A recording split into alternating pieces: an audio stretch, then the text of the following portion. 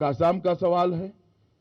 47 में से 37 सीटों से ज्यादा 37 सीटों से ज्यादा भारतीय जनता पार्टी विजय प्राप्त करेगी।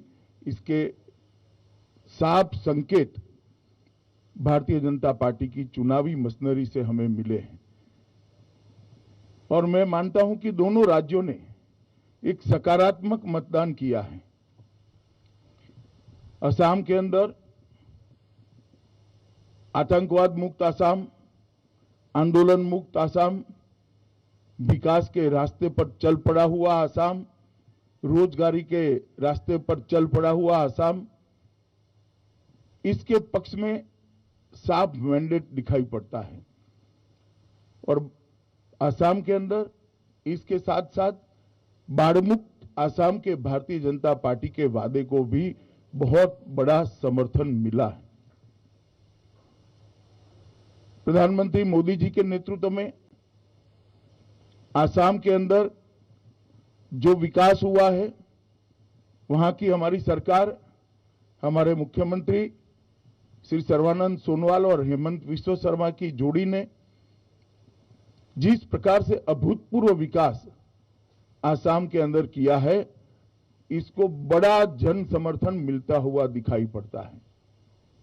डबल इंजन सरकार का कंसेप्ट असम की जनता को भारतीय जनता पार्टी के आचरण से समझ में आया है और ब्रह्मपुत्र नदी पर 6 से ज्यादा ब्रिज बनना, इसकी शुरुआत होना, 20,000 किलोमीटर से बड़ा रोडों का जाला बुन लेना,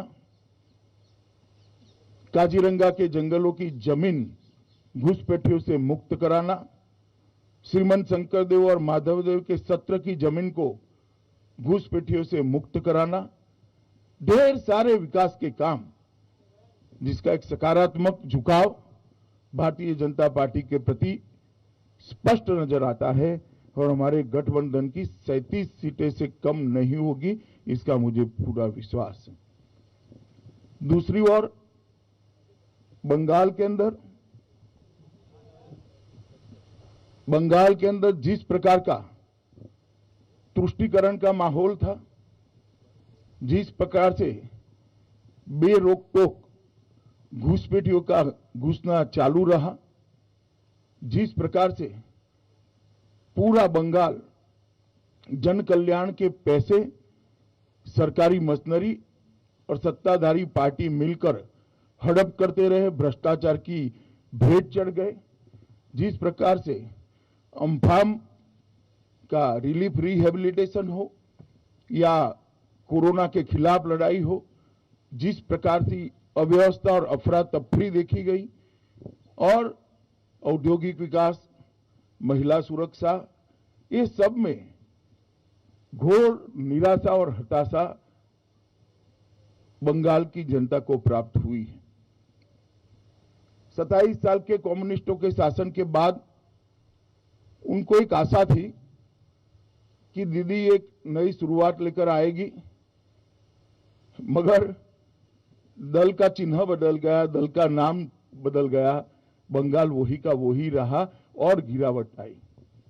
और उस वक्त मोदी जी के नेतृत्व में हमने जो सोनार बांग्ला का एक विजन दिया है, हमने बंगाल की जनता के मन में एक आशा की जोत जगाने में हम सफल रहे हैं कि अन्य राज्यों की तरह बंगाल भी सुजलाम सुफलाम हो सकता है, बंगाल भी विकसित हो सकता है, बंगाल के अंदर भी शांति हो सकती है, बंगाल के अंदर भी तुष्टीकरण से बगैर संविधान की योजना के तहत कोई सरकार चल सकती है, बंगाल के अंदर भी धार्मिक स्वतंत्रता सभी धर्मों के लोगों को मिल सकती है।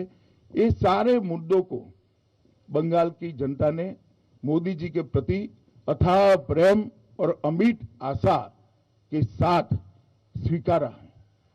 जो कार्यकर्ता चुनाव के फील्ड में थे, सुबह सुबह थोड़ी दहशत थी कि हर बार की तरह गुंडे चुनाव को प्रभावित करेंगे, प्रदूषित करेंगे, परंतु मैं चुनाव आयोग को बधाई देना चाहता हूं कि बंगाल के अंदर शांतिपूर्ण चुनाव कराने में चुनाव आयोग को सफलता मिली है। आप सभी लोग भी जानते हैं, विगत कई सालों से बंगाल के अंदर चुनाव में हिंसा आम हो गई थी।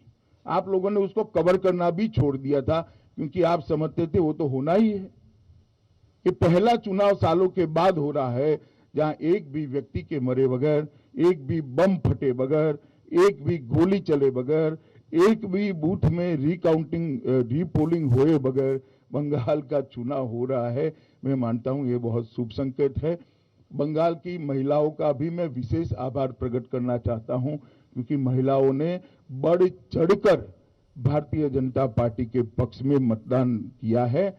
और मैं मानता हूं कि प्रथम चरण में 26 सीटों से जो शुरुआत हुई है, हमारे लक्ष्य 200 पार को सिद्ध करने में हमें बड़ी सरलता रहेगी। इसी तरह से चुनाव आगे बढ़ता रहा, भारतीय जनता पार्टी 200 से ज्यादा सीटों के साथ बंगाल में सरकार बनाएगी, इसका मुझे विश्वास है। भाजपा के सभी कार्यकर्ताओं का विश्वास है। आसाम में भी अभी जो सीटें हैं, इससे ज्यादा सीटों के साथ हम पूर्ण बहुमत की भारतीय जनता पार्टी की सरकार बनाएंगे। आप लोगों का बहुत बहुत धन्यवाद।